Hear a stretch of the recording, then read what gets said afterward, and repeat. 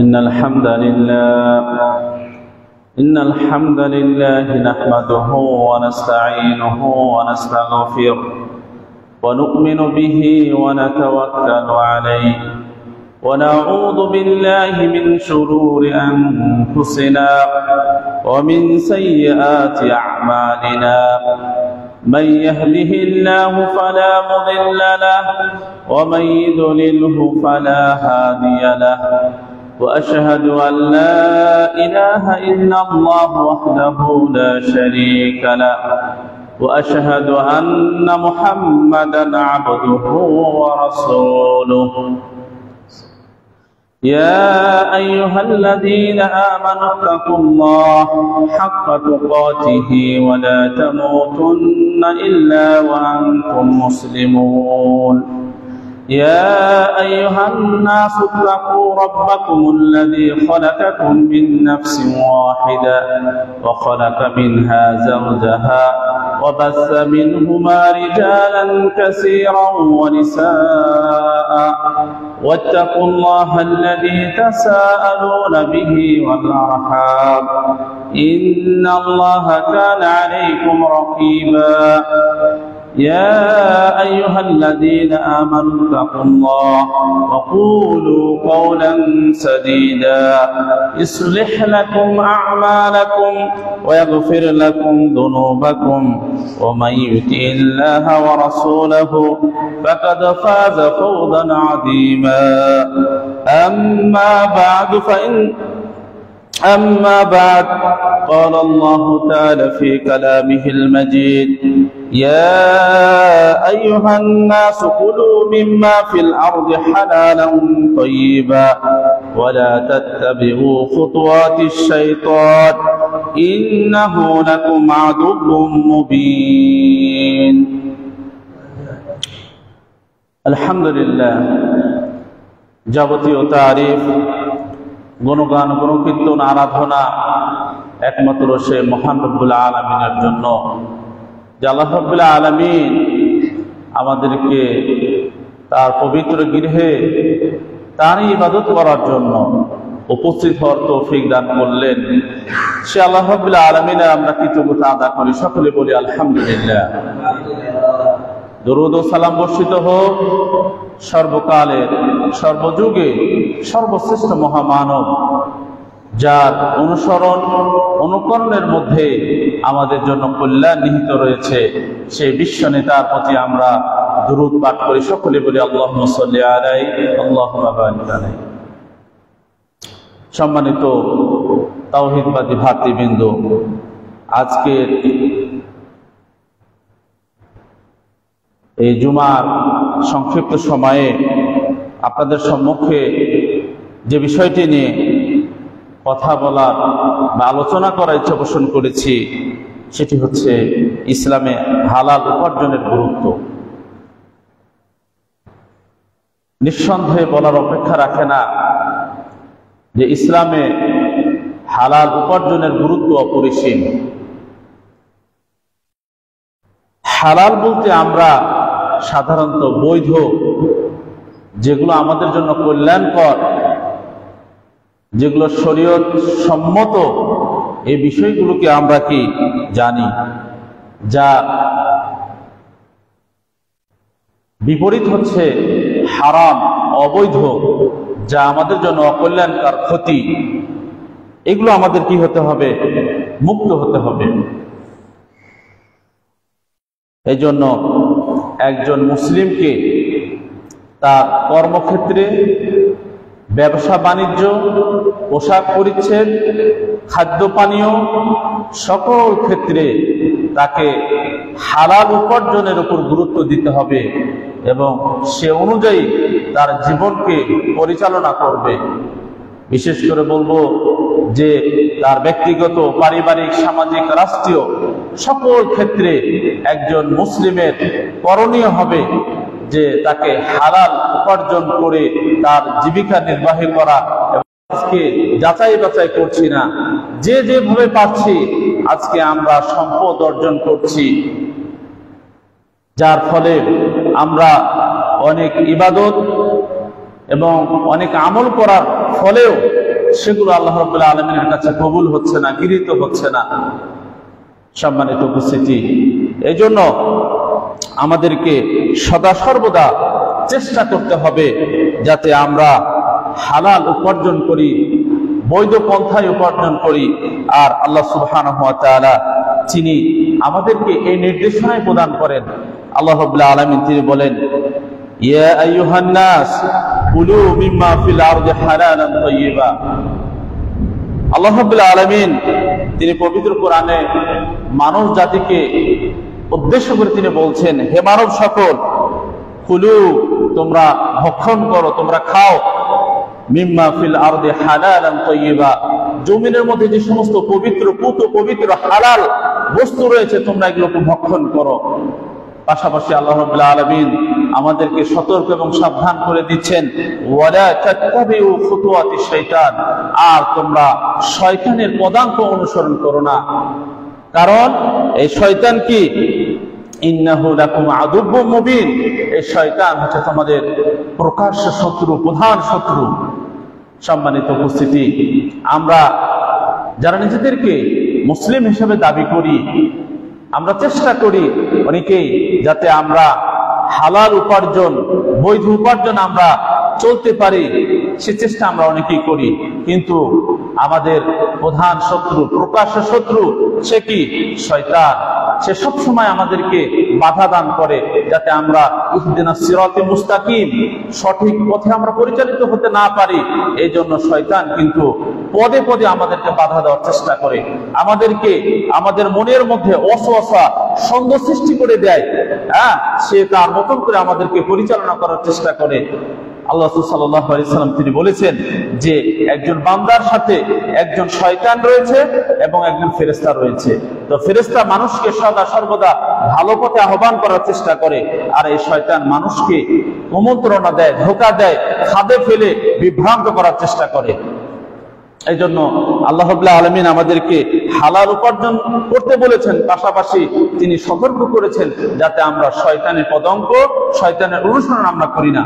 কারণ এই শয়তান আমাদের সেই আদি পিতা আদম আলাইহিস সালাতু ওয়াস সালামকে এবং তার স্ত্রী হাওয়া আলাইহিস সালাতু ওয়াস সালামকে এই জান্নাত থেকে প্রলোভন দেখিয়ে, ধোঁকা দিয়ে তাকে জান্নাত থেকে বের করেছেন। এবং সে কিন্তু বসে নাই, সে আল্লাহর কাছে ওয়াদা নিয়ে এসেছে যে আমি কিয়ামত পর্যন্ত তোমার বান্দাদেরকে আমি পথভ্রষ্ট করব, তাদের সামনে পিছনে চতুর্মুখী আমি ষড়যন্ত্র করব, তাদেরকে বিপদে আমি নিয়ে আসব। এবং এতটা ক্ষমতা দিয়েছে আল্লাহ রাব্বুল আলামিন এই শয়তানকে যে মানুষের রক্তের শিরায় উপশিরায় কি সে পরিচালিত হতে পারে। আল্লাহ রাসূল সাল্লাল্লাহু আলাইহি ওয়াসাল্লাম তিনি বলেন, ইন্নাশ শাইতানা ইয়াজরি মিনাল ইনসানি মাজরাদ দাম, এই শয়তান মানুষের রক্তের শিরায় উপশিরায় সে পরিচালিত হয়। এতটা ক্ষমতা সে তাকে আল্লাহ রাব্বুল আলামিন দিয়েছেন। এমনকি আল্লাহ রাসূল সাল্লাল্লাহু আলাইহি ওয়াসাল্লাম তিনি বলেছেন যে এই শয়তান আমার আকৃতি ছাড়া, আল্লাহ রাসূল বলছেন আমার আকৃতি ছাড়া এই শয়তান যে কোনো আকৃতি সে ধারণ করতে পারে, একমাত্র আমাদের বিশ্বনবী মুহাম্মদ রাসূলুল্লাহ সাল্লাল্লাহু আলাইহি ওয়াসাল্লামের আকৃতি সে ধারণ করতে পারে না, কিন্তু অন্য যে কোনো আকৃতি সে ধারণ করতে পারে যখন যার যেটা প্রয়োজন।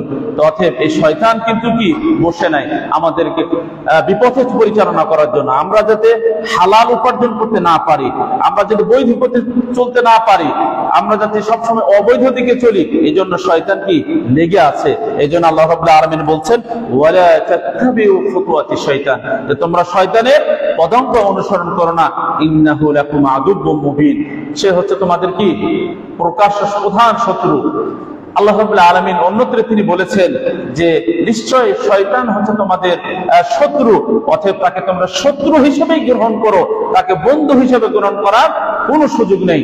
সম্মানিত উপস্থিতি, অতএব এই যে আয়াত, এই আয়াতের তাফসিরে আপনার ইমাম কুরতুবী রাহিমাহুল্লাহ তিনি বিভিন্ন বিদ্বানগণের অভিমত তিনি ব্যক্ত করেছেন। সেখানে তিনি বলেছেন যে সাহাল বিন আব্দুল্লাহ তিনি বলেছেন যে আন-নাজাতু ফি সালাসাতিন, তিনি এই আয়াতের ব্যাখ্যায় তিনি বলেছেন যে তিনটি বিষয়ে কি রয়েছে, কল্যাণ রয়েছে, মুক্তি রয়েছে। তার মধ্যে তিনি উল্লেখ করেছেন আল আকলুল হালাল ওয়া আদাউল ফারাইদ ওয়াল ইক্তিদাউ বিন নবী সাল্লাল্লাহু আলাইহি ওয়াসাল্লাম। অর্থাৎ ইমাম কুরতুবী রাহিমাহুল্লাহ তিনি তার তাফসিরে কুরতুবীতে তিনি উল্লেখ করেছেন যে সাহাল বিন আব্দুল্লাহ তিনি বলেছেন যে তিনটি জিনিসের মধ্যে কি রয়েছে, মুক্তি রয়েছে। তার মধ্যে এক নম্বর হচ্ছে হালাল ভক্ষণ, হালাল উপার্জন সাল্লাল্লাহু আলাইহি ওয়াসাল্লাম। আর আমাদের বিশ্বনবী মুহাম্মদ রাসূলুল্লাহ সাল্লাল্লাহু আলাইহি ওয়াসাল্লামের অনুসরণ করা, অনুকরণ করা, তিনি যেভাবে আমাদেরকে দিয়েছেন, যেভাবে তিনি বলেছেন ঠিক সেইভাবে আমাদেরকে চলা, সেইভাবে আমাদেরকে গ্রহণ করা। যে ওয়ামা আতাকুমুর রাসূল ফাখুযুহু ওয়ামা নাহাকুম আনহু ফান্তাহু, আল্লাহ রাসূল তোমাদেরকে যা দেয় তোমরা সেগুলো গ্রহণ করো, আর যা তোমাদেরকে নিষেধ করে সেটা তোমরা কি বিরত থাকো। অতএব সম্মানিত উপস্থিতি, আল্লাহ সাল্লাল্লাহু আলাইহি ওয়াসাল্লাম তিনি আমাদেরকে চমৎকার ভাবে জানিয়ে দিয়েছেন হাদিসের মধ্যে যে হালাল এটা স্পষ্ট, হারাম এটা স্পষ্ট।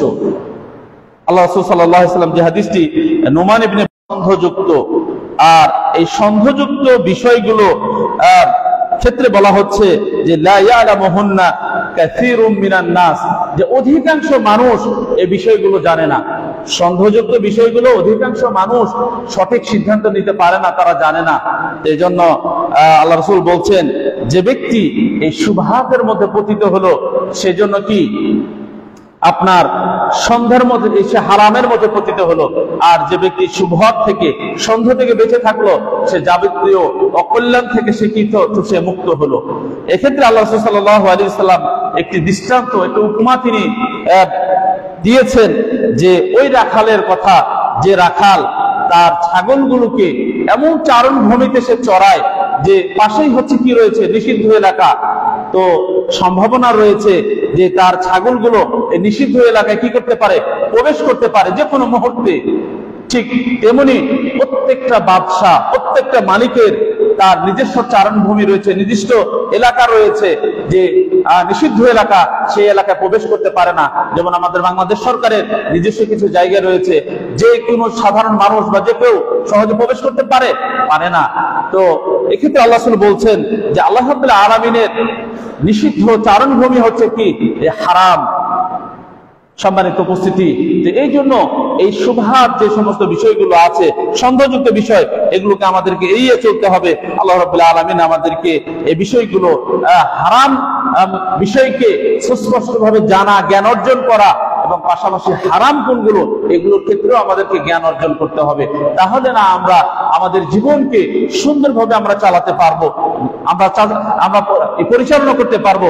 আমাদের যে উদ্দেশ্য যে আমরা পরকালের মুক্তি পাবো, কল্যাণ পাবো, আমরা জান্নাত পাবো, এই যে আমাদের আশা, তখনই আমাদের সার্থক হবে যখন আপনি আমি আমাদের জীবনকে সুন্দরভাবে হালাল রিজিকের উপর পরিচালনা করব, তখন এটা আশা করা যায়।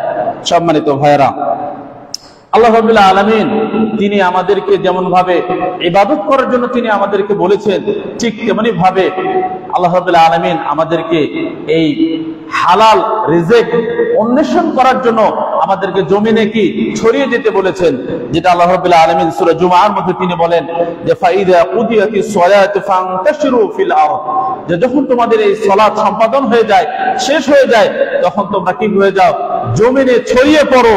অবতাগু মিন ফাদলিল্লাহ, আর তোমরা আল্লাহর অনুগ্রহ তোমরা তালাশ করো, অর্থাৎ তোমরা এই রিজিক তোমরা কি করো, অনুসন্ধান করো। তুমি মসজিদে শুধু বসে থাকবে তা না, তোমার সালাত শেষ, তুমি তোমার জীবিকা নির্বাহের জন্য, হালাল রিজিকের জন্য তুমি বেরিয়ে পড়ো, তুমি খুঁজতে থাকো।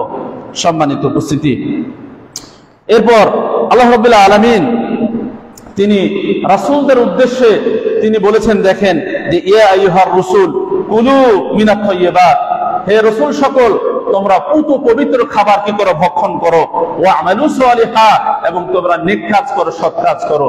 এর রাসূলদেরকে আল্লাহ রাব্বুল আলামিন তিনি কি করেছেন, সম্বোধন করে বলেছেন।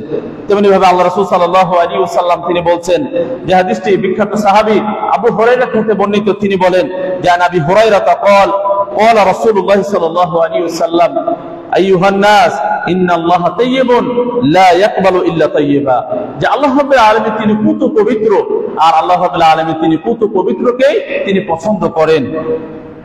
ইন্নাল্লাহা আমারাল মুমিনিনা বিমা আমারা বিহিল মুরসালিন, অর্থাৎ রাসূল সাল্লাল্লাহু আলাইহি ওয়াসাল্লামদেরকে যে নির্দেশনা আল্লাহ রাব্বুল আলামিন দিয়েছেন, ঠিক সেই একই নির্দেশনা তিনি মুমিনদেরকে দিয়েছেন। অর্থাৎ আমাদেরকে পুত পবিত্র হালাল উপার্জন, হালাল ভক্ষণের দিকে আল্লাহ রাব্বুল আলামিন আমাদেরকে তিনি ইশারা করেছেন। সম্মানিত উপস্থিতি, আমরা বিভিন্ন বিপদ আপদে আমরা পতিত হই, তখন আমরা কি করি? তখন আমরা আল্লাহ রাব্বুল আলামিনের কাছে আমরা চাই। বিভিন্ন প্রান্তে, বিভিন্ন দেশে আমাদের মুসলিম ভাইরা তারা নির্যাতনের শিকার হয়, আমরা ব্যথিত হই। কারণ কি, একজন মুসলিম অপর মুসলমান কি ভাই, তো সেই দিক থেকে আমরা ভ্রাতৃত্ব বন্ধনের দিক থেকে আমরা ব্যথিত হই, তাদের জন্য আমরা দোয়া করি। কিন্তু এই যে এত বিপদ আপদ, এত কষ্ট, এর মধ্যে আমরা দোয়া করি, কিন্তু সেই দোয়াটা কেন আল্লাহ সুবহানাহু ওয়া তাআলার কাছে কবুল হয় না? আমরা কি কোনো সময় চিন্তা ভাবনা করেছি? আমরা কি এটা নিয়ে গবেষণা করেছি? অথচ আল্লাহ রাসূল সাল্লাল্লাহু আলাইহি ওয়াসাল্লাম তিনি বলছেন, আদ-দুআউ হুয়াল ইবাদাহ, যে দোয়া এটি একটি বড় একটি ইবাদত। অতএব আপনি ইবাদত করবেন, আর আপনার ইবাদতের ক্ষেত্রে আপনার শর্ত হচ্ছে যে আপনাকে হালাল উপার্জন করতে হবে। আপনার দোয়া কবুল হওয়ার ক্ষেত্রে অবশ্যই আপনার উপার্জন যাতে হালাল হয়, এক্ষেত্রে আল্লাহ সাল্লাল্লাহু আলাইহি ওয়াসাল্লাম তিনি আমাদেরকে নির্দেশনা প্রদান করেছেন। বিশেষ করে একটি হাদিস আপনাদের স্মরণ করিয়ে দিব, যে ব্যক্তি আপনার দোয়া করছেন কিন্তু তার দোয়ার কবুলের সম্ভাবনাময় কি শর্তগুলো রয়েছে, অর্থাৎ একজন মুসাফির যখন সফরে থাকে আল্লাহর কাছে দোয়া করলে কি আল্লাহ রাব্বুল আলামিন দোয়া কবুল করে থাকেন। কিন্তু এক ব্যক্তির কথা আল্লাহ রাসূল সাল্লাল্লাহু আলাইহি ওয়াসাল্লাম তিনি উল্লেখ করেছেন, যে দীর্ঘ সফর করেছেন তিনি, এবং ধুলি ধূসরিত, ক্লান্ত, পরিশ্রান্ত, এবং সে আকাশের দিকে হাত তুলে আল্লাহ রাব্বুল আলামিনের কাছে আহ্বান করছে, আল্লাহ রাব্বুল আলামিনের কাছে চাইছে, কিন্তু আল্লাহ রাব্বুল আলামিন কবুল করছেন না। কারণ কি? কারণ হচ্ছে ওমাতামু হারামুন ওয়া মাশরাবু হারামুন ওয়া মালবাসু হারামুন ওয়া গুদিয়া বিল হারাম ফাআন্না ইস্তাজাবু লিযালিক। আল্লাহ রাসূল বলছেন যে কিভাবে সেই ব্যক্তির দোয়া কবুল হতে পারে, যে তার মাতামু হারামুন, তার খাদ্য দ্রব্য হারাম, ওয়া মাশরাবু হারামুন, তার পানীয় যেই সমস্ত পানি সে পান করে এগুলো হারাম, ওয়া মালবাসু হারামুন, এবং সে পোশাক পরিচ্ছদ যে পরিধান করে এটাও হারাম, এবং গুদিয়া বিল হারাম, অর্থাৎ যে সে রক্ত সঞ্চালন করে, সে পুষ্টি সংগ্রহ করে, এটাও হারাম দ্বারা উপার্জিত। ফাআন্না ইস্তাজাবু লিযালিক, তাহলে কিভাবে সেই ব্যক্তির দোয়া কবুল হতে পারে? অর্থাৎ আমরা কি কোনো সময় চিন্তা ভাবনা করেছি, আমরা যে উপার্জন করছি, এই যে আমাদের খাদ্য দ্রব্য, আমাদের পানীয়, আমাদের পোশাক পরিচ্ছদ, এবং আমাদের এই যে যাবতীয় বিষয়গুলো, এগুলো কি হালাল উপার্জন নাকি হারাম? সম্মানিত উপস্থিতি, এই জন্য এই হাদিসটি সহিহ মুসলিমে ইমাম মুসলিম রাহিমাহুল্লাহ তিনি উল্লেখ করেছেন। তো সম্মানিত উপস্থিতি, আল্লাহ রাসূল সেই ব্যক্তির কথা বলছেন যে তার কি দোয়া কবুলের শর্ত? হ্যাঁ, পাওয়া যাচ্ছে, সে সফরে আছে এবং ক্লান্ত পরিশ্রান্ত আল্লাহর কাছে চাচ্ছে, কিন্তু তার যে সমস্ত দোয়া কবুল হবে তার যাবতীয় সব কিছু হারাম। এই জন্য আল্লাহ রাব্বুল আলামিন তিনি কি করেন? কবুল করেননি। সম্মানিত ভাইরা, আমরা যদি হালাল উপার্জন করি, এই হালাল উপার্জন এটি আমাদের জান্নাতে যাওয়ার কি মাধ্যম। জান্নাতে যাওয়া আমাদের জন্য কি খুবই সহজ হবে, কারণ বিশ্বনবী মুহাম্মদ রাসূলুল্লাহ সাল্লাল্লাহু আলাইহি ওয়াসাল্লাম তিনি আমাদেরকে জানিয়ে দিয়েছেন, যারা অবৈধ পন্থায় অর্জন করে তাদের জন্য জাহান্নামে অবধারিত, যারা হারাম পন্থায় অর্জন করে তাদের জন্য জাহান্নামে অধিক উত্তম। আল্লাহ রাসূল সাল্লাল্লাহু আলাইহি ওয়াসাল্লাম তিনি বলছেন, যে হাদিসটি ইবনে আব্বাস থেকে বর্ণিত, রাসূল সাল্লাল্লাহু আলাইহি ওয়াসাল্লাম তিনি বলেন যে কুল্লু জাসাদিন নাবাতা মিন সুহতিন ফান্নারু আওলা বিহি। আল্লাহ রাসূল বলছেন, যে শরীর, যে বডি আপনার কি হারাম দ্বারা গঠিত, তার জন্য জাহান্নামে কি উত্তম। সম্মানিত উপস্থিতি, তেমনি ভাবে আল্লাহ রাসূল অন্যত্র আরেকটা হাদিসে বলেছেন যে লা ইয়াদখুলুল জান্নাতা জাসাদুন, যে ওই শরীর, ওই বডি আপনার কি করতে পারবে না? জান্নাতে প্রবেশ করতে পারবে না, যেটা হারাম দ্বারা গঠিত হয়েছে। অতএব খুবই গুরুত্বপূর্ণ বিষয়, কিন্তু আমরা আজকে বিভিন্ন ভাবে আমরা হারামের সঙ্গে, সুদের সঙ্গে, ঘুষের সঙ্গে, বিভিন্ন অবৈধ পন্থায় আমরা আজকে জড়িয়ে যাচ্ছি, যার ফলে আমাদের এই উপার্জনগুলো হারামের দিকে চলে যাচ্ছে। আল্লাহ রাসূল সাল্লাল্লাহু আলাইহি ওয়াসাল্লামকে জিজ্ঞাসা করা হয়েছিল যে আল্লাহ রাসূল, কোন উপার্জনটি আল্লাহর কাছে অধিক প্রিয়, আল্লাহর কাছে অধিক প্রিয়? তখন আল্লাহ রাসূল সাল্লাল্লাহু আলাইহি ওয়াসাল্লাম যেমন তাকে জিজ্ঞাসা করা হয়েছিল যে আইয়ুল কাসবি আতিয়াব, যে কোন উপার্জনটি আল্লাহ রাব্বুল আলামিনের কাছে পুত পবিত্র উত্তম ভালো, তখন আল্লাহ রাসূল সাল্লাল্লাহু আলাইহি ওয়াসাল্লাম বলেছিলেন যে আমালুর রাজুলি বিয়াদি, অর্থাৎ কোন ব্যক্তি নিজ হাতে সে উপার্জন করে, নিজ হাতে কামাই করে, এটা হচ্ছে আল্লাহর কাছে সবচেয়ে প্রিয়। সম্মানিত উপস্থিতি, এরকম ভাবে অসংখ্য হাদিস এরকম আপনার কি আল্লাহ রাসূল সাল্লাল্লাহু আলাইহি ওয়াসাল্লাম তিনি বর্ণনা করেছেন। অতএব আমাদেরকে এই বিষয়ে গুরুত্ব দেওয়া উচিত। আরেকটি লম্বা হাদিস যা আবু হুরায়রা রাদিয়াল্লাহু থেকে বর্ণিত, তিনি বলেন যে আল্লাহ রাসূল সাল্লাল্লাহু আলাইহি ওয়াসাল্লামের সাথে আমরা ছিলাম, তো এক যুবক, সুদর্শন যুবক, সে এক পাহাড়ের পাদদেশ দিয়ে যে হেঁটে চলে আসছে। তখন আমরা বলাবলি করছি যে এই যুবকটা যদি ইসলাম গ্রহণ করত এবং সে যদি আল্লাহর পথে, দিনের পথে সে যুদ্ধ করত, তাহলে কতই না উত্তম হতো। তখন আল্লাহ রাসূল সাল্লাল্লাহু আলাইহি ওয়াসাল্লাম তিনি বললেন যে যুদ্ধকালীন শহীদ হওয়া বা মৃত্যুবরণ করা এটাই শুধু আল্লাহর পথে জিহাদ নয়, আরো অনেক কাজ আছে যেগুলো জিহাদের সমতুল্য। সেক্ষেত্রে আল্লাহ রাসূল সাল্লাল্লাহু আলাইহি ওয়াসাল্লাম তিনি বললেন, যে ব্যক্তি তার নিজের পিতামাতাকে উপার্জন করার জন্য, মানে রিজিক দেওয়ার জন্য সঠিক পথে উপার্জন করে, সেটাও আল্লাহর পথে কি পরিগণিত হবে। তেমনি ভাবে কোনো ব্যক্তি যদি নিজেকে সৎ রাখার জন্য হালাল পন্থায় চলার চেষ্টা করে, উপার্জন করে, এটাও আপনার কি এই জিহাদের সমতুল্য হিসেবে পরিগণিত হবে। তেমনি ভাবে কোনো ব্যক্তি যদি তার পরিবার পরিজনকে হালাল পন্থায় উপার্জনের জন্য সে চেষ্টা করে, এটাও কি আপনার সেই এর মধ্যে পরিগণিত হবে, আপনার জিহাদের সমতুল্য হিসেবে পরিগণিত হবে। তো সম্মানিত উপস্থিতি, হারাম উপার্জনের গুরুত্ব খুবই ইসলামে অত্যন্ত সুন্দরভাবে আল্লাহ রাসূল সাল্লাল্লাহু আলাইহি ওয়াসাল্লাম তিনি বর্ণনা করেছেন। এক্ষেত্রে আরেকটি হাদিস যদি আমরা দেখি, জাবের রাদিয়াল্লাহু আনহু হতে বর্ণিত, তিনি বলেন যে আল্লাহ রাসূল সাল্লাল্লাহু আলাইহি ওয়াসাল্লাম বলেছেন যে তোমরা তোমাদের রিজিক বা রুজি সন্ধানের ক্ষেত্রে ব্যাপারে তোমরা খুব তাড়াতাড়ি করো না, বরং তোমরা ধীর স্থির ভাবে, সুন্দর ভাবে তোমরা আল্লাহর উপর তাওয়াক্কুল করে মধ্যপন্থায় তোমরা কি করো, আল্লাহর প্রতি ভরসা রেখে তোমরা কি করো, রুজি সন্ধান করো। কারণ আল্লাহর প্রতি আজকে আমাদের আস্থা, বিশ্বাস আজকে কমে গেছে, যার ফলে আজকে আমরা কি এই বিভিন্ন সমস্যার সম্মুখীন হচ্ছি। যদি আমরা সেই আস্থা রাখতে পারতাম ইব্রাহিম আলাইহিস সালামের মতো, তাকে যখন অগ্নিকুণ্ডে নিক্ষেপ করা হলো, তিনি কি বিচলিত হয়েছেন? তিনি মোটেও বিচলিত হননি। তিনি আল্লাহর প্রতি অগাধ বিশ্বাস তিনি রেখেছিলেন, ভরসা রেখেছিলেন। সে আল্লাহ তাকে এই আগুন থেকে তাকে মুক্ত করেছিলেন। তেমনি ভাবে আমরা যদি দেখি ইউসুফ আলাইহিস সালাম, তাকে যখন কূপের মধ্যে ফেলে দেওয়া হলো, তিনিও বিচলিত হননি। আল্লাহ রাব্বুল আলামিন তাকে উদ্ধার করে সে মিশরের অর্থমন্ত্রী তাকে বানিয়েছিলেন।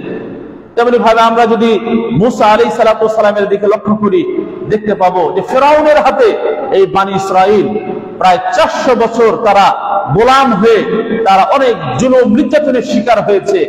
যখন মুসা আলাইহিস সালাম এবং তার ভাই হারুন আলাইহিস সালাম তারা এই ফেরাউনকে দাওয়াত দিল, এবং এক পর্যায়ে যখন এই নির্যাতনের মাত্রা বৃদ্ধি পেল, তখন মুসা আলাইহিস সালাম তার সদল বলে তিনি সেই মিশর থেকে তিনি যখন বের হয়ে যাচ্ছেন, তার সামনে সাগর, পিছনে কি আপনার সেই বিশাল ফেরাউনের বাহিনী। মুসার কওম বলল যে হে মুসা, আমরা তো পাকড়াও হয়ে গেলাম, আমরা তো গ্রেফতার হয়ে গেলাম। তখন মুসা আলাইহিস সালাম তাদেরকে বলেছিলেন, কাল্লা, কখনো নয়, আমার রব আমার সাথে আছেন, তিনি আমাকে পথ দেখাবেন। আল্লাহ রাব্বুল আলামিন কি মুসা আলাইহিস সালামকে, তার কওমকে তিনি পথ দেখিয়েছিলেন। তার কি আল্লাহর প্রতি অগাধ বিশ্বাস ছিল। কিন্তু আজকে আমাদের যুবক তরুণীরা আজকে তারা আল্লাহর প্রতি অগাধ বিশ্বাস না থাকার ফলে তারা আজকে বড় বড় ডিগ্রি অর্জন করছে, বড় বড় সার্টিফিকেট অর্জন করছে, যার ফলে আপনার কর্মসংস্থান না থাকায় তারা আজকে হতাশা হয়ে আত্মহননের পথ তারা বেছে নিচ্ছে, নিজেকে শেষ করে দিচ্ছে। অথচ আল্লাহ রাব্বুল আলামিন প্রত্যেকটা প্রাণীর রিজিক তিনি নির্ধারণ করে রেখেছে। অতএব কোন ব্যক্তি তার শেষ রিজিক গ্রহণ না করা পর্যন্ত সে মৃত্যুবরণ করবে না। অতএব এই যুবকদেরকে আমি জানাতে চাই, বলতে চাই, যুবক ভাইয়েরা, আল্লাহর প্রতি অগাধ বিশ্বাস রাখুন, আস্থা রাখুন, ইনশাআল্লাহ আল্লাহ রাব্বুল আলামিন আপনার রিজিকের ব্যবস্থা করবেন।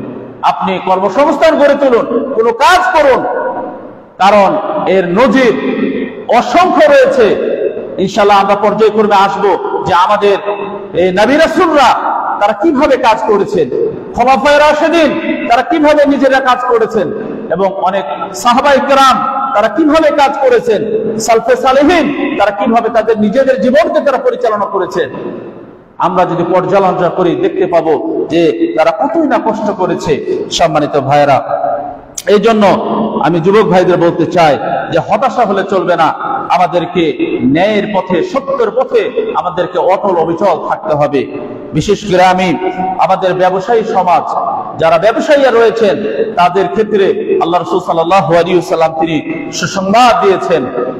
আল্লাহ রাসূল সাল্লাল্লাহু আলাইহি ওয়াসাল্লাম তিনি বলেছেন, আত-তাজিরুস সাদুক, অর্থাৎ যারা সত্যবাদী, আপনার কি আমানতদার ব্যবসায়ী, তাদের ক্ষেত্রে আল্লাহ রাসূল সাল্লাল্লাহু আলাইহি ওয়াসাল্লাম বলছেন যে তারা আত-তাজিরুস সাদুকুল আমিন মান নাবিয়িন ওয়াস সিদ্দিকিন ওয়াস শুহাদা, যে তারা আপনার এই নবীদের সঙ্গে, সিদ্দিকীদের সঙ্গে এবং শুহাদাদের সঙ্গে থাকবে কারা?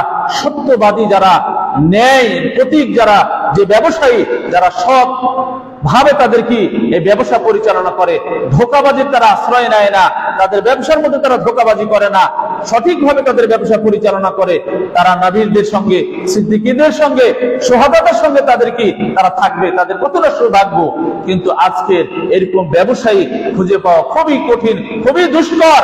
আজকে আমাদের খাদ্য দ্রব্যে যেভাবে ভেজাল দেওয়া হচ্ছে, আজকে মানুষ বিভিন্ন সমস্যার সম্মুখীন, বিভিন্ন বড় বড় অসুখে তারা পড়ে যাচ্ছে এই বিভিন্ন খাবারে ভেজাল দেওয়ার কারণে। আজকে আমাদের শিশুদের খাবার পর্যন্ত আজকে কি ভেজালে ছয়লাভ হয়ে গেছে। বিশেষ করে যে অসুখ বিসুখ থেকে আমরা সুস্থ হব, সে যে ওষুধ, এই ওষুধের মতো ভেজাল তৈরি করা হচ্ছে, কতটা নিচু আমরা নেমে গেছি। সম্মানিত ভাইয়েরা, এই জন্য আমাদেরকে সাবধানতা অবলম্বন করতে হবে। শুধু সম্পদ অর্জন করব, কিন্তু কোন পথে অর্জন করলাম এটা যদি আমরা হিসাব না করি, তাহলে কিন্তু কঠিন কিয়ামতের দিন আমরা কেউ নাজাত পাবো না, কেউ মুক্তি পাবো না। আমাদের পা সেই সামনের দিকে কাউরে আমাদের অগ্রসর হবে না। কারণ একটি হাদিস, বিখ্যাত হাদিস যেটা আমরা সকলেই জানি, যে ইবনে মাসউদ থেকে বর্ণিত যে হাদিসটি, যে লা ইয়াজালু কদম ইবনে আদম ইয়াউমাল কিয়ামা মিন ইনদি রাব্বি হাত্তা ইসআল মিন খামসিন, যে কিয়ামতের দিন আল্লাহ রাব্বুল আলামিন এই বনি আদমকে 5টি প্রশ্ন ব্যতিরেকে তাকে সামনের দিকে অগ্রসর হতে দিবেন না। তার মধ্যে একটি প্রশ্ন থাকবে যে তুমি তোমার এই সম্পদ কোন পথে তুমি অর্জন করেছো, এবং তোমার এই সম্পদ কোন পথে তুমি ব্যয় করেছো। সম্মানিত উপস্থিতি, আমরা আজকে অন্যায় পথে, অশ্লীল পথে জুলুম নির্যাতন করে, আজকে আমরা চাঁদাবাজি করে আজকে আমরা অর্থ উপার্জন করছি, কিন্তু আল্লাহ রাব্বুল আলামিন কিন্তু আপনার এই হিসাব দিবেন। আপনি সামনের দিকে অগ্রসর হতে পারবেন না যতক্ষণ না পর্যন্ত আপনি আপনার হিসাব আল্লাহ রাব্বুল আলামিনের কাছে আপনি দিতে পারবেন। অতএব আপনার সম্পদ আপনি কোন পথে ব্যয় করছেন? অন্যায় অশ্লীল পথে, নাকি আপনি মসজিদ মাদ্রাসা নির্মাণের ক্ষেত্রে আল্লাহর পথে আপনার সম্পদ আপনি ব্যয় করছেন? সম্মানিত ভাইয়েরা, এই বিষয়টা খুবই গুরুত্বপূর্ণ, এটা আমাদেরকে খেয়াল রাখতে হবে। যেটা আমি বলছিলাম যে আমাদের নবী রাসূলগণ তারা কিভাবে তাদের জীবন অতিবাহিত করেছেন, পরিচালনা করেছেন, আমরা যদি দেখি তাহলে দেখতে পাবো আদম আলাইহিস সালাতু ওয়াস সালাম, তিনি মানব জাতির আদি পিতা। আদম আলাইহিস সালাম তিনি একজন কৃষক ছিলেন, তিনি কৃষিকাজ করে তার পরিবার পরিজন তিনি পরিচালনা করেছেন, তার জীবন অতিবাহিত করেছেন। তেমনি ভাবে আমরা যদি দেখি আপনার দাউদ আলাইহিস সালাতু ওয়াস সালাম, তিনি নিজ হাতে উপার্জন করতে পছন্দ করতেন, এবং তিনি বর্ম নির্মাণ করতেন, তিনি এই লোহার কাজ তিনি করতেন, এই দাউদ আলাইহিস সালাতু ওয়াস সালাম। তেমনি ভাবে নূহ আলাইহিস সালাতু ওয়াস সালামের দিকে যদি আমরা লক্ষ্য করি তাহলে দেখতে পাবো নূহ আলাইহিস সালাতু ওয়াস সালাম তিনি এই কি করতেন? কাঠ মিস্ত্রি ছিলেন, তিনি নৌকা তৈরি করেছেন, আরো অন্যান্য কাজ, কাঠের কাজ তিনি করেছেন নবী হওয়া সত্ত্বেও। তেমনি ভাবে আমরা যদি ইদ্রিস আলাইহিস সালাতু ওয়াস সালামের দিকে লক্ষ্য করি তাহলে দেখবো যে ইদ্রিস আলাইহিস সালাম তিনি একজন দর্জি ছিলেন, দর্জির কাজ তিনি করেছেন। সম্মানিত উপস্থিতি, জাকারিয়া আলাইহিস সালাতু ওয়াস সালাম তিনিও নাজ্জার তথা কাঠ মিস্ত্রি তিনি ছিলেন, এবং ইউসুফ আলাইহিস সালামের কথা আমরা বলেছি যে তিনি কি সেই মিশরের তিনি অর্থমন্ত্রী তিনি হয়ে জীবন তিনি অতিবাহিত করেছেন। আর আমাদের যদি প্রিয় নবী মুহাম্মদ রাসূলুল্লাহ সাল্লাল্লাহু আলাইহি ওয়াসাল্লামের জীবনী আমরা যদি দেখি তাহলে দেখতে পাবো যে আমাদের প্রিয় রাসূল মুহাম্মদ রাসূলুল্লাহ সাল্লাল্লাহু আলাইহি ওয়াসাল্লাম তিনি এই মক্কার কাফেরদের, কুরাইশদের তিনি ছাগল চড়িয়েছেন। এবং আমাদের প্রিয় নবী মুহাম্মদ সাল্লাল্লাহু আলাইহি ওয়াসাল্লাম তিনি যখন 25 বছর বয়সে পদার্পণ করলেন, তিনি তখন আপনার এই খাদিজা রাদিয়াল্লাহু আনহার ব্যবসার দায়িত্ব নিয়ে তিনি ব্যবসার কাজ তিনি করেছেন। তো আমরা এই যে নবীদের জীবনী দেখলাম, তারা সর্বশ্রেষ্ঠ সন্তান, তো তারা যদি এই সমস্ত কাজ করতে পারে তাহলে আমরা কেন পারবো না? আমাদের কেন এত আত্মসম্মান বোধ আমাদের লাগে যে আমি অমুক বড় ডিগ্রি অর্জন করেছি, আমি তো সেই নবী রাসূলদের চাইতে অতটা আমার মর্যাদা বেশি নয়, তবে কেন আমি পারবো না?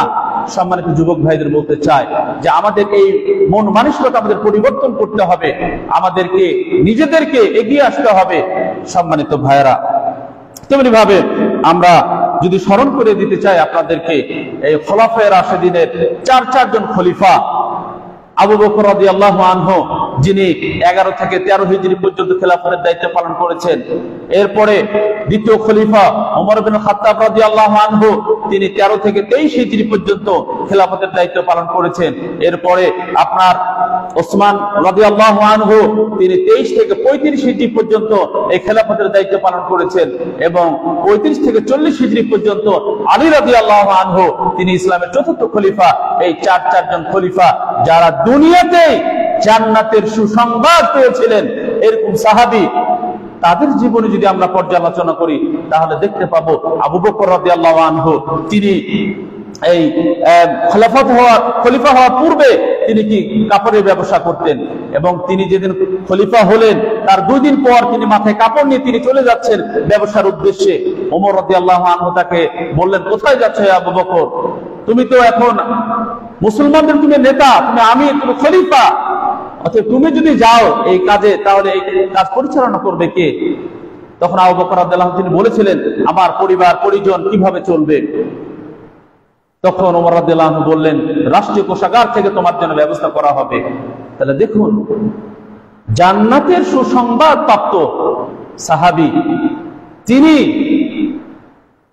মুসলিম জাহানের খলিফা হওয়া সত্ত্বেও তিনি তার নিজের দায়িত্ববোধে হালাল উপার্জনের জন্য তিনি বেরিয়ে যাচ্ছেন। আমরা এই আবু বকর রাদিয়াল্লাহু আনহুর আরেকটি ঘটনার কথা আপনাদেরকে বলবো। আবু বকর রাদিয়াল্লাহু আনহুর একটা গোলাম ছিল, তো সেই গোলাম তার মুক্ত হওয়ার জন্য আবু বকর রাদিয়াল্লাহু আনহুকে মাঝে মধ্যে কিছু অর্থ দান করত, পরিশোধ করত। আবু বকর রাদিয়াল্লাহু আনহু তাকে জিজ্ঞাসা করতেন যে তুমি কি এটা হালাল পন্থায় অর্জন করেছো না হারাম পন্থায়? তো সে যদি বলতো যে এটা হালাল, তখন আবু বকর রাদিয়াল্লাহু আনহু গ্রহণ করতেন। একদা আবু বকর রাদিয়াল্লাহু আনহু তিনি সিয়াম ছিলেন, তো ওই গোলাম কিছু খাবার নিয়ে আবু বকর রাদিয়াল্লাহু আনহুকে দিলেন। আবু বকর রাদিয়াল্লাহু আনহু সেদিন আর জিজ্ঞেস করতে তাকে ভুলে গেছে তার গোলামকে যে তুমি এটা যে অর্জন নিয়ে আসলা খাবার, এটা হালাল না হারাম? আবু বকর রাদিয়াল্লাহু আনহু তিনি ভুলে গেছেন। পরক্ষণে এই খাওয়ার পরে আবু বকর রাদিয়াল্লাহু আনহু এই গোলামকে জিজ্ঞাসা করলো যে তুমি যে আমাকে এই যে খাবার দিলে, এটা কি হালাল না হারাম? তখন সেই গোলাম বলল যে আমি সেই জাহেলিয়াতের যুগে কিছু গণকের কাজ করেছিলাম, আর এই গণক সম্পর্কে আমার কোনো ধারণা ছিল না, তো আমি এই গণকগিরি করে আমি কিছু টাকা উপার্জন করেছি। তা আবু বকর রাদিয়াল্লাহু আনহু বুঝতে পারলেন এটা হারাম। তিনি সাথে সাথে চেষ্টা করলেন তার পেটের মধ্যে যে সমস্ত খাবার আছে এগুলো বের করার জন্য, কিন্তু পারলেন না।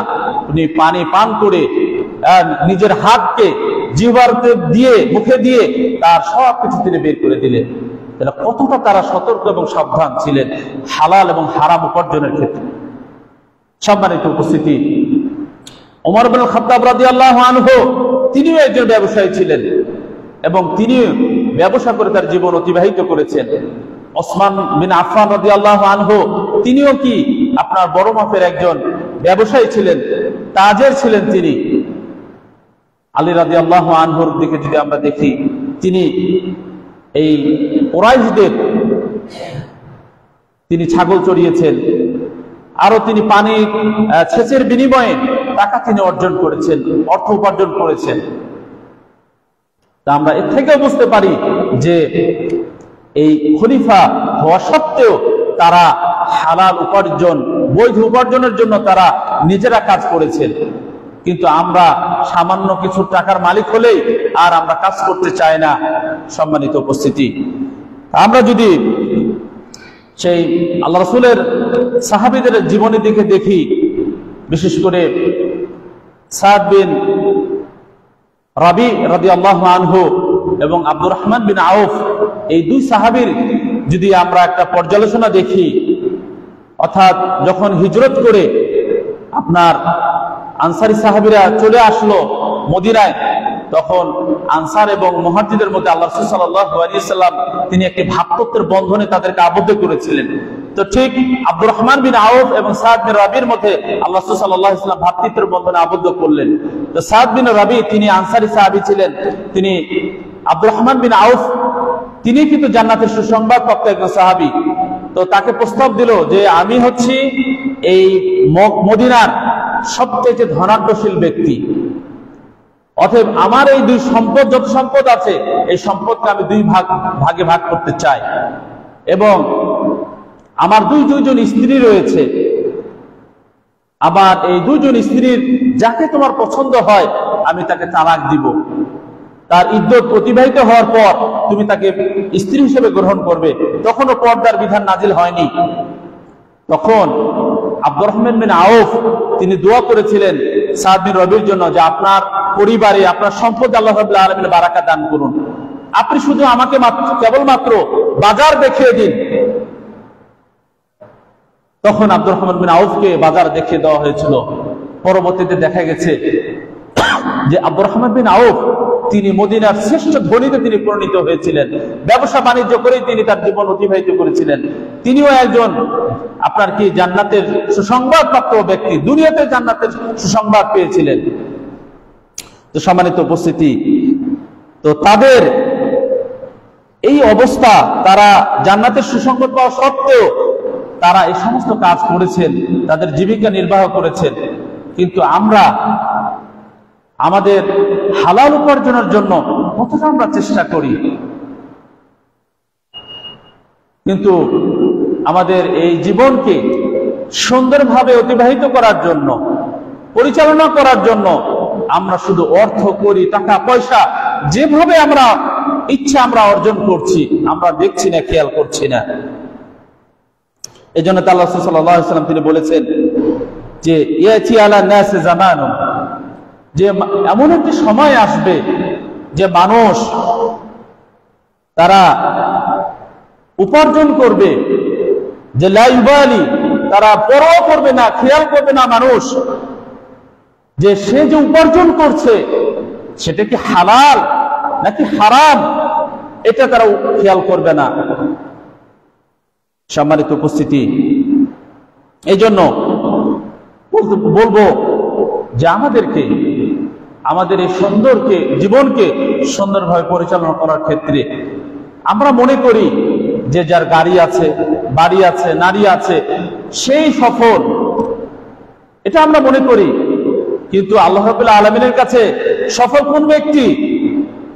যাকে জাহান্নামের আগুন থেকে মুক্ত করা হয়েছে এবং যাকে জান্নাতে প্রবেশ করানো হবে, সেই হচ্ছে সফল।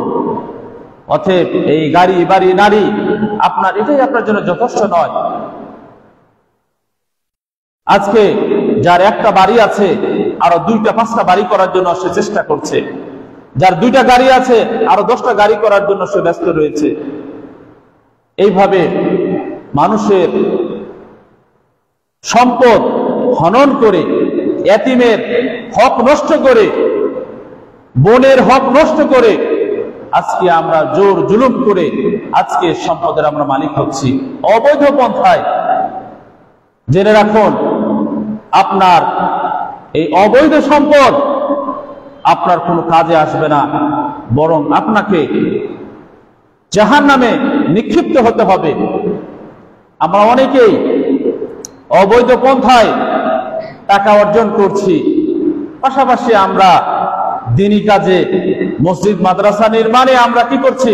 আমাদের অর্থগুলো আমরা দিয়ে দিচ্ছি, দান করছি, মনে করছি যে আমি বড় মহৎ কাজ করছি, বড় সওয়াবের আমি কাজ করছি।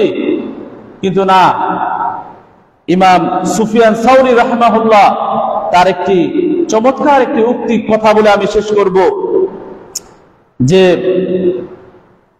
ইমাম সুফিয়ান সাউরি রাহিমাহুল্লাহ তিনি বলছেন, যে লোক অবৈধ পথে তার ধন সম্পদ অর্জন করে এরপরে সে তার অবৈধ সম্পদ থেকে দ্বীনের পথে ইসলামের পথে ব্যয় করে, ওই ব্যক্তির উদাহরণ, ওই ব্যক্তির দৃষ্টান্ত, ওই ব্যক্তির উপমা হচ্ছে যে পোশাক দিয়ে তার পোশাককে পরিষ্কার পরিচ্ছন্ন করে, তার দৃষ্টান্ত হচ্ছে অন্যায় অশ্লীল পথে আয় করে সেটা দ্বীনের পথে ব্যয় করে। অর্থাৎ পোশাক পায়খানা, পোশাক দিয়ে যদি আপনার কাপড় পরিচ্ছন্ন করেন সেটা কি পবিত্র হবে? কোনোদিন পবিত্র হবে না। অতএব অবৈধ পন্থায় আয় করে আপনি দ্বীনের পথে ব্যয় করবেন, এই দান আল্লাহ রাব্বুল আলামিন কবুল করবেন না। সম্মানিত উপস্থিতি, অতএব আমাদের যদি একটু কষ্ট হয় সেক্ষেত্রে আমাদের সেইভাবে আমরা পরিচালিত হই। নবী রাসূল তারা কিভাবে কষ্টে তাদের দিনগুলো তারা অতিবাহিত করেছেন, কতটা কষ্ট করে তাদের জীবন পরিচালনা করেছেন। অতএব যারা ধনী তাদের সম্পদের হিসাব কিন্তু দিতে অনেক দেরি হবে, আর যারা মধ্যপন্থা গরিব তাদের কিন্তু তার ধনীদের অনেক আগে তারা কি জান্নাতে প্রবেশ করবে। এই জন্য আমরা ধন সম্পদ অর্জনের ক্ষেত্রে অবশ্যই সচেতন হব। আল্লাহ রাব্বুল আলামিন আমাদেরকে কবুল করুন, আমিন। পরিশেষে আমি বলবো, এই যে আমরা ধন সম্পদ অর্জন করব, এই ধন সম্পদগুলো আমরা আমাদের দ্বীনের পথে, আমাদের এই মসজিদ নির্মাণের পথে এবং আমাদের মাদ্রাসা নির্মাণ, আল্লাহর পথে আমরা ব্যয় করব। সম্মানিত উপস্থিতি, এর চাইতে আর কোন দান বড় হতে পারে যেটা আপনি আপনার অর্থ মসজিদে আপনি দিয়েছেন? আল্লাহ রাব্বুল আলামিন এবং আল্লাহ রাসূল সাল্লাল্লাহু আলাইহি ওয়াসাল্লাম এই ক্ষেত্রে অসংখ্য উৎসাহ প্রদান করেছেন।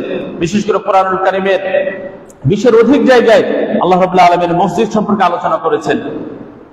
অতএব আল্লাহ রাসূল সাল্লাল্লাহু আলাইহি ওয়াসাল্লাম বলেছেন, যে ব্যক্তি মসজিদ নির্মাণের জন্য অর্থ দান করবে, আল্লাহ রাব্বুল আলামিন তার জন্য কি জান্নাতে তিনি কি করবেন? ঘর নির্মাণ করবেন। অতএব আমাদের হয়তো পুরো মসজিদ নির্মাণ করা সম্ভব নয়, অতএব কেউ ইট দিয়ে, সিমেন্ট দিয়ে, যে যেভাবে পারি আমরা চেষ্টা করি। অনেকেই আপনারা আলহামদুলিল্লাহ করেছেন, সুন্দর একটি মসজিদ নির্মাণ হয়েছে, কিন্তু এই মসজিদের আরো অনেক কাজ বাকি রয়েছে। আপনারা দেখেছেন বাইরের সাইডে এখনো অনেক কাজ বাকি রয়েছে। অতএব যারা অনলাইনে আছেন এবং যারা সরাসরি উপস্থিত হয়েছেন, আমরা বলবো যে দান করলে এটা কমে না, বরং বৃদ্ধি পায়। আল্লাহ রাসূল সাল্লাল্লাহু আলাইহি ওয়াসাল্লাম তিনি বলছেন যে ইত্তাকুন নার ওয়ালাউ বিশিক্কি তামরা, তোমরা নিজেদেরকে জাহান্নামের আগুন থেকে মুক্ত করো সামান্য পরিমাণ দান করে হলেও। সম্মানিত উপস্থিতি, আমরা আমাদের ডাক্তারদের কাছে আমরা যাই, লক্ষ লক্ষ টাকা আমরা খরচ করি আমাদের এই বিভিন্ন চিকিৎসা বাবদ, বিভিন্ন বড় বড় অসুখ বিসুখের কারণে, কিন্তু আল্লাহ রাসূল বলেছেন যারা দান করে তাদের এই বড় বড় বিপদ আপদ, অসুখ বিসুখ আল্লাহ রাব্বুল আলামিন মিটিয়ে দেন, দূর করে দেন। সুবহানাল্লাহ, এই দানের মাধ্যমে। অতএব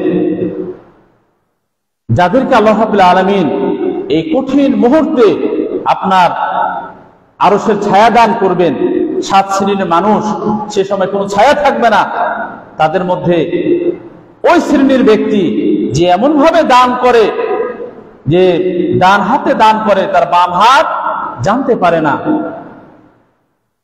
সম্মানিত ভাইয়েরা, অতএব আল্লাহর পথে ব্যয় করা এটা খুবই গুরুত্বপূর্ণ একটি ইবাদত। অতএব আমরা সম্পদ অর্জনের কথা আমরা বললাম, সম্পদ আমরা অবশ্যই হালাল পন্থায় আমরা অর্জন করব এবং পাশাপাশি আমরা দ্বীনের পথে, আল্লাহর পথে আমরা ব্যয় করব। আল্লাহ রাব্বুল আলামিন আমাদের সকলকে, প্রত্যেককে এই দ্বীনী কাজে, ভালো কাজে, কল্যাণকর কাজে এগিয়ে আসার তৌফিক দান করুন, আমিন।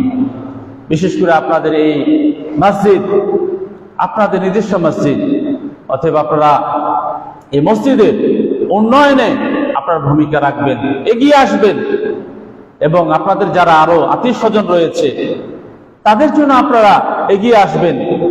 বিশেষ করে আল্লাহ সাল্লাল্লাহু আলাইহি ওয়াসাল্লাম তিনি বলেছেন যে ইযা মাতাল ইনসান ইনকাতা আনহু আমালুহু যখন মানুষ মারা যায় তার সমস্ত আমল বন্ধ হয়ে যায়, কিন্তু 3টি আমল চালু থাকে। তার মধ্যে 1 নম্বর হচ্ছে কি? সাদাকাতুন জারিয়া, প্রবাহিত সাদাকা।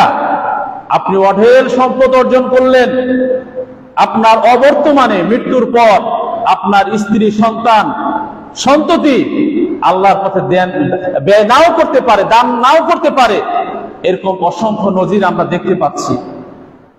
এজন্য আপনি জীবিত থাকা অবস্থায় আপনার সম্পদ থেকে আল্লাহর পথে কিছু ব্যয় করুন, দিনের পথে কিছু ব্যয় করুন। আপনারা দেখেছেন কিছুদিন আগে চট্টগ্রাম বিভিন্ন ইলেকট্রনিক মিডিয়া, প্রিন্ট মিডিয়া আপনারা দেখছেন যে বাবা মারা যাওয়ার পর ধন সম্পদের সুষ্ঠু বন্টন না হওয়া পর্যন্ত দাফন কাফন হচ্ছে না, অনেক জায়গায় পরিলক্ষিত হচ্ছে। অতএব এই ধন সম্পদ আপনি রেখে গেলেন, এটা একটা ফিতনা। অতএব আপনি এমন ভাবে রেখে যান, সুসন্তান গড়ে তুলুন, যারা আপনার পর, মৃত্যুর পর তারা ব্যয় করবে। সুসন্তান হিসেবে গড়ে তুলুন, তারা আপনার মৃত্যুর পর আপনার সম্পদ তারা দিনের পথে ব্যয় করবে, অথবা আপনি আগেই কিছু ব্যয় করে দেন আল্লাহর পথে। অতএব আমাকে 500, 1000, 2000 দান করতে হবে না। আপনার সামর্থ্য আছে 1000, আপনি 10 টাকা দান করেন, 20 টাকা দান করেন, 100 টাকা দান করেন। আপনি প্র্যাকটিস করেন, গড়ে তুলুন এবং সন্তানদের হাত দিয়ে এই দানগুলো করার চেষ্টা করুন। ভালো কাজে তারাও কি করবে? অভ্যস্ত হয়ে হবে, তারাও গড়ে উঠবে। আল্লাহ রাব্বুল আলামিন আমাদের সকলকে কবুল করুন, আমিন। আল্লাহ রাব্বুল আলামিন যাতে আমাদেরকে হালাল উপার্জন এর প্রতি গুরুত্ব আরোপ করে আমাদেরকে পরিচালনা করার তৌফিক দান করুন, আমিন।